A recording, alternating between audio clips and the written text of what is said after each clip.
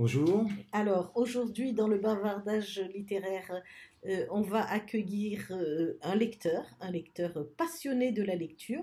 Donc, Olivier, depuis quand, toi, tu as commencé à lire et comment tu as rencontré la lecture? Comment tu as fait pour rencontrer? Disons que durant mon adolescence, je lisais pas mal, et puis après, quand je suis arrivé dans la vie active, j'ai perdu un peu le fil surtout du temps pour pouvoir lire. Et c'est beaucoup plus tard, j'ai eu un déclic vers la trentaine, et j'ai commencé à lire pas mal, et puis après, Et ce déclic? j'étais un ancien marin, et je me suis retrouvé responsable sur une frégate de la bibliothèque du bateau. Donc il a Ah, fallu, on m'a dit, bah tiens, t'es volontaire désigné d'office, tu vas t'occuper des bouquins. Bon, je dis ouais, et puis il a fallu remettre à jour cette bibliothèque, et puis je suis parti comme ça dans une librairie pour acheter quelques bouquins, et puis je les ai achetés, puis j'ai commencé à les lire, et puis à partir de là, c'est parti. je ne savais pas qu'il y avait des bibliothèques sur Si, parce qu'en mer, voilà, libérer l'esprit, quoi, on va dire. un livre ou deux qui t'ont marqué. C'était Sahara, c'était celui que j'avais acheté, c'est à partir de là que ça a déclenché, c'est un peu une fiction. Et sinon, Théodore Monod m'avait impressionné aussi. Dans les années 80, là, je disais, c'était sur le désert, Oui. le spirituel et tout.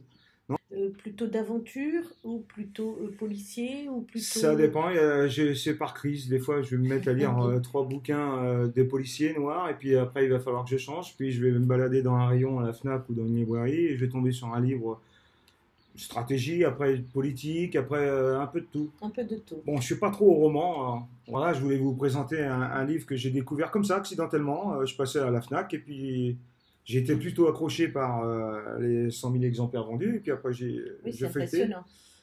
C'est écrit par alors je vais vous lire exactement, c'est un analyste politique, alors expert en géographie électorale et directeur du département opinion de l'IFOP. Alors ça peut paraître compliqué, mais il se lit très facilement, et il a des statistiques, vous verrez, il y a des statistiques, des diagrammes, des cartes.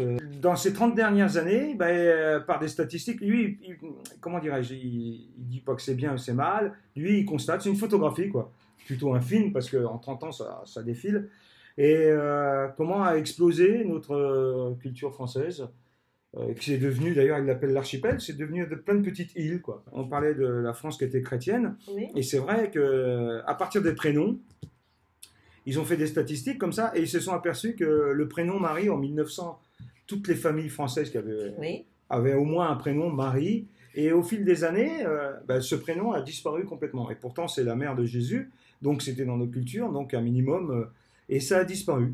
Et en parallèle, dans les années 90, les prénoms anglo-saxons sont apparus d'un seul coup, quoi. On a vu dans les années 90, le numéro un au hit parade pendant plusieurs années, c'était le prénom Kevin. Oui. Et en parallèle, ils se sont aperçus qu'en 1900, dans les années 90, il y a eu Danse avec le loup, avec Kevin Costner, il y a eu Maman, j'ai raté l'avion, avec les petits Kevin, et des noms anglo-saxons comme Jordan, Brandon, tout ça, c'était dans les séries américaines. En 1900, il y avait 160 000 prêtres diocésains. Aujourd'hui, ils sont plus que 11 000 prêtres, et ils ont plus de 60 ans. Donc, à la limite, dans 25 ans, le catholicisme aura disparu Alors ça, de la France. Donc, oui, ça c'est un essai, donc ça n'engage que Jérôme Fourquet. oui, oui, non, Peut-être que... attendez, là, c'est vu des statistiques. Je le conseille pour ceux qui comprennent pas notre société, parce qu'elle évolue. Les gens comme moi, de mon âge, je sais pas, ça évolue tellement que Ben, on a fini. Merci Olivier. Et peut-être voilà. que on vous retrouvera pour une autre chronique Ouais, je une veux bien, prochaine merci. fois. Merci.